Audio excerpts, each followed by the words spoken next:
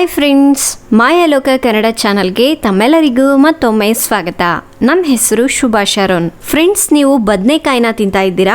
ಬದನೆಕಾಯಿನ ತಿನ್ನೋದ್ರಿಂದ ಏನೆಲ್ಲ ಆಗತ್ತೆ ಅಂತ ಗೊತ್ತಾದ್ರೆ ನೀವೇ ಶಾಕ್ ಆಗ್ತೀರಾ. ಇವತ್ತು ನಾನು ನಿಮಗೆ ಈ ವಿಡಿಯೋದಲ್ಲಿ ಬದನೆಕಾಯಿ ತಿನ್ನೋದ್ರಿಂದ ಏನಾಗುತ್ತೆ, ನೀವು ಇದನ್ನ ತಿನ್ಬಹುದಾ ಅಥವಾ ತಿನ್ನಬಾರ್ದಾ ಅನ್ನೋದ್ರ ಬಗ್ಗೆ ಕಂಪ್ಲೀಟ್ ಮಾಹಿತಿಯನ್ನ ಇವತ್ತು ನಾನು ನಿಮಗೆ ತಿಳಿಸ್ತೀನಿ. ಬನ್ನಿ, ಅದಕ್ಕಿಂತ ಮೊದಲನೇದಾಗಿ ನೀವು ಕೂಡ ಈ ರೀತಿಯಾದಂಥ ಹೆಲ್ತ್ ಟಿಪ್ಗಳಿಗೋಸ್ಕರ ವೆಯ್ಟ್ ಮಾಡ್ತಾ ಇದ್ರಾ? ಪ್ಲೀಸ್ ಒಂದು ಲೈಕ್ ಕೊಡೋದನ್ನ ಮರಿಬೇಡಿ. ನೀವಿನ್ನೂ ನಮ್ಮ ಚಾನಲ್ನ ಸಬ್ಸ್ಕ್ರೈಬ್ ಮಾಡಿಲ್ಲ ಅಂದರೆ ರೆಡ್ ಕಲರ್ ಸಬ್ಸ್ಕ್ರೈಬ್ ಬಟನನ್ನು ಕ್ಲಿಕ್ ಮಾಡಿ. ನಂತರ ಪಕ್ಕದಲ್ಲಿ ಕಾಣುವಂಥ ಬೆಲ್ ಐಕಾನನ್ನು ಕೂಡ ಕ್ಲಿಕ್ ಮಾಡಿ. ಫ್ರೆಂಡ್ಸ್, ನೀವು ಒಂದು ಲೈಕ್ ಕೊಡೋದ್ರಿಂದ ನಾವು ಇನ್ನೂ ಇದೇ ರೀತಿ ಒಳ್ಳೆ ವಿಡಿಯೋಗಳನ್ನ ಮಾಡಲಿಕ್ಕೆ ಪ್ರೋತ್ಸಾಹ ನೀಡಿದವರಾಗ್ತೀರಾ.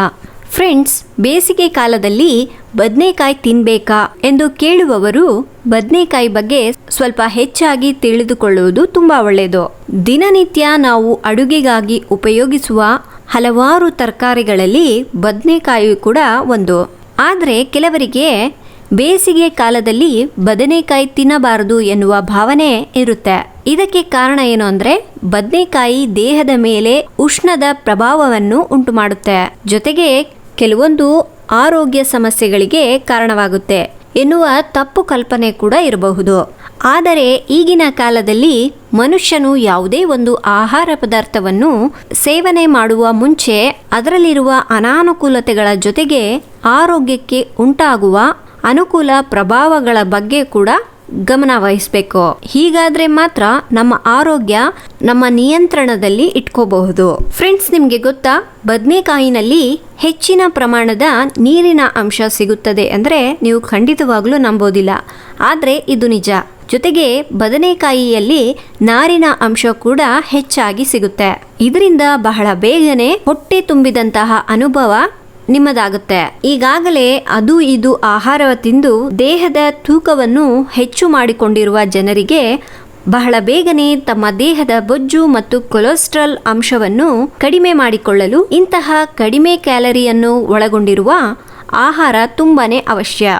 ಬದನೆಕಾಯಿಯಲ್ಲಿ ನೋಡುವುದಾದರೆ ಸುಮಾರು 100 ಗ್ರಾಂ ತೂಕದ ಬದನೆಕಾಯಿ ಕೇವಲ 25 ಕ್ಯಾಲರಿಗಳನ್ನು ಮಾತ್ರ ಒಳಗೊಂಡಿರುತ್ತೆ. ಹೀಗಿರಬೇಕಾದ್ರೆ ಪ್ರತಿಯೊಬ್ಬರು ತಮ್ಮ ಆಹಾರ ಪದ್ಧತಿಯಲ್ಲಿ ಇದನ್ನು ಸೇರಿಸಿಕೊಂಡ್ರೆ ತುಂಬಾನೇ ಒಳ್ಳೆಯದು.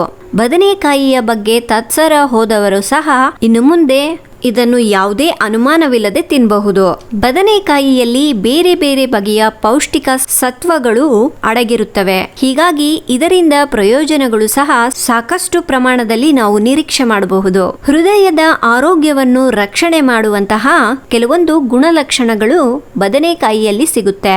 ಇದರ ಜೊತೆಗೆ ಪೊಟ್ಯಾಷಿಯಂ ಅಂಶವು ಕೂಡ ಹೆಚ್ಚಾಗಿ ಇರುವುದರಿಂದ ದೇಹದಲ್ಲಿ ರಕ್ತದ ಹರಿವಿನಲ್ಲಿ ಕಂಡುಬರುವ ಸೋಡಿಯಂ ಅಂಶವನ್ನು ಇದು ತಕ್ಕ ಮಟ್ಟಿಗೆ ನಿಯಂತ್ರಣ ಮಾಡುವ ಮೂಲಕ ತನ್ನ ಆಂಟಿ ಆಕ್ಸಿಡೆಂಟ್ ಗುಣಲಕ್ಷಣಗಳಿಂದ ದೇಹದಲ್ಲಿ ಫ್ರೀ ರ್ಯಾಡಿಕಲ್ ಅಂಶಗಳನ್ನು ಹೋಗಲಾಡಿಸಿ ಹೃದಯದ ಆರೋಗ್ಯವನ್ನು ರಕ್ಷಣೆ ಮಾಡುತ್ತೆ.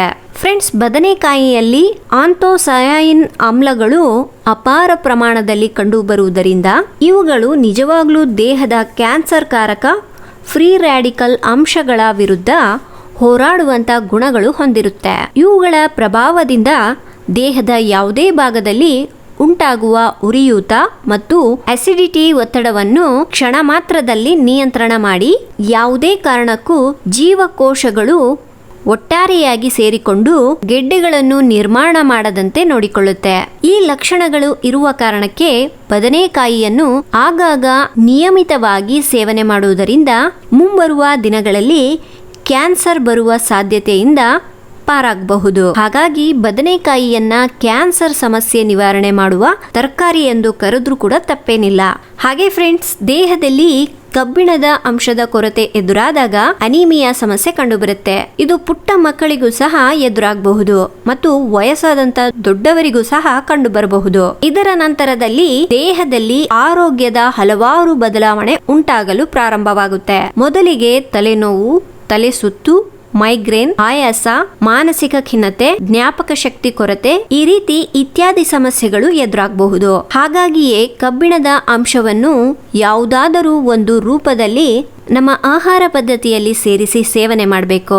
ಅತ್ಯಂತವಾಗಿ ಕಬ್ಬಿಣದ ಅಂಶವನ್ನು ಒಳಗೊಂಡಿರುವ ಆಹಾರವನ್ನು, ಅದರಲ್ಲೂ ಮುಖ್ಯವಾಗಿ ಬದನೆಕಾಯಿಯನ್ನು ನಿಮ್ಮ ಆಹಾರ ಪದ್ಧತಿಯಲ್ಲಿ ಸೇರಿಸಿಕೊಂಡ್ರೆ ತುಂಬಾ ಒಳ್ಳೆಯದು. ಹಾಗೆ ದೈಹಿಕ ಬದಲಾವಣೆಯನ್ನು ಹೊಂದಿರುವ ಜನರಿಗೆ ಮತ್ತು ಆಗಾಗ ಹೆಚ್ಚು ಸುಸ್ತು ಮತ್ತು ಆಯಾಸ ಎಂದು ಹೇಳುತ್ತಿರುವ ಮಂದಿಗೆ ಬಹುಶಃ ಮೂಳೆಯಲ್ಲಿ ಕ್ಯಾಲ್ಸಿಯಂ ಅಂಶದ ಕೊರತೆ ಉಂಟಾಗಿರಬಹುದು ಮತ್ತು ಇದರಿಂದ ಅಸಿಸ್ಟ್ರಿಯೋಪೊರೋಸಿನ್ ಸಮಸ್ಯೆ ಕೂಡ ಎದುರಾಗಬಹುದು. ಈ ತರಕಾರಿಯಲ್ಲಿ ವಿಟಮಿನ್ ಕೆ ಅಂಶ ಹೆಚ್ಚಾಗಿ ಇರುವುದರಿಂದ ನಮ್ಮ ಮೂಳೆಗಳ ಸಾಂದ್ರತೆಯನ್ನು ಹೆಚ್ಚು ಮಾಡಿ ಸಂಪೂರ್ಣ ಮೂಳೆಗಳ ಆರೋಗ್ಯವನ್ನು ರಕ್ಷಣೆ ಮಾಡುತ್ತೆ.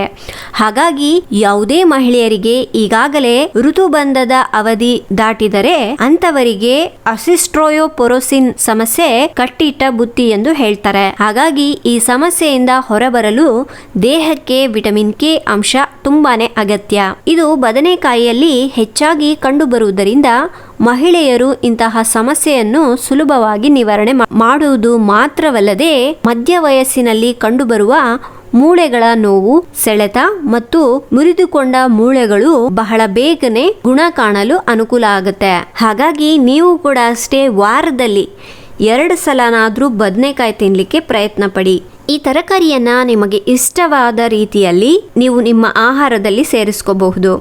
ಸೊ ನೋಡಿದ್ರಲ್ವಾ ಫ್ರೆಂಡ್ಸ್, ಬರೀ ಒಂದು ಬದನೆಕಾಯಿ ತಿನ್ನೋದ್ರಿಂದ ಎಷ್ಟೆಲ್ಲ ಲಾಭಗಳು ದೊರೆಯುತ್ತೆ ಅಂತ.